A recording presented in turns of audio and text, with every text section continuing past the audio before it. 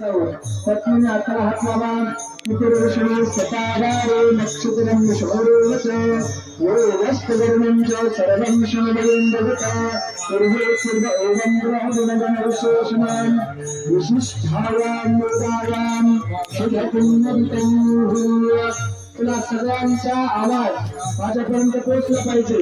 ज्यांना आपल्या आपल्या गोत्र माहीत असेल त्यांनी आपल्या आपल्या गोत्राचा उच्चार करायचा.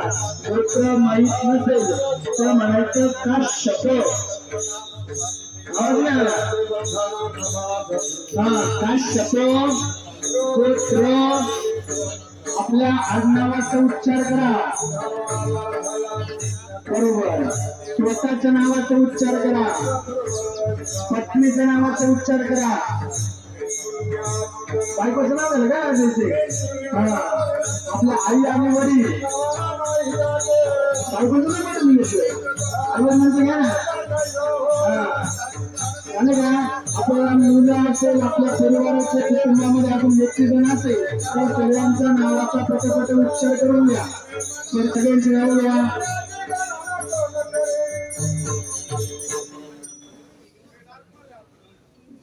झाले का सगळ्यांचे?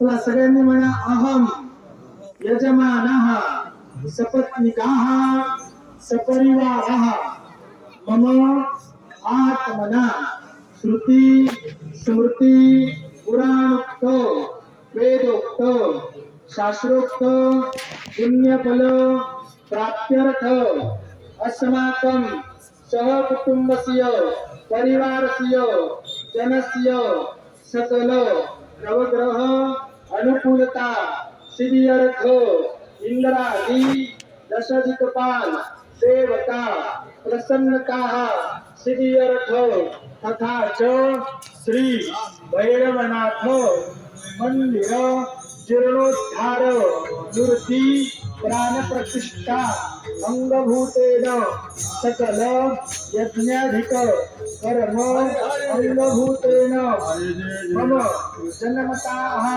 कायिक वाचिक मानसिक पृष्ठास्पृष्ट लघुपातक अतिपातक गोनिंदा साधुनिंदा ब्राह्मणनिंदा अपात्रीकरण फलनीकरण जातीभविष्यकरण नानाविध सकल पातकानां यथाशक्ती ब्राह्मणाय गोमूल्य प्रदानेन भगवान विष्णु समन्वित गोदेवता स्मरण पूजन पूर्वक प्रायश्चित्त संकल्प करिष्ये.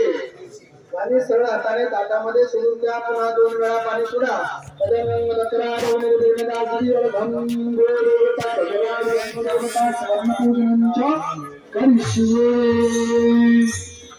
बघा आपण हा संकल्प केला. ही पूजा जितकं करणं महत्वाचं आहे तितकं समजणं महत्वाचं आहे. इथे मग 3 दिवस भैरवनाथाची पूजा होती. पूजेला बसलो, गुरुजींनी पूजा केली, गुरुजी गेले. काय केलं माहिती नाही. स्वामी सांगितलं तेव्हा आम्ही स्वाहा म्हणायचो. आहे की नाही? तुझं तुझं माझं ऐकत सुद्धा माझ्या बरोबर स्वाहा म्हणून आहे. मात्र काही कळलं नाही, काही फरक काही जाणवत नाही. बघा हे करण्याचा उद्देश लक्षात घ्या.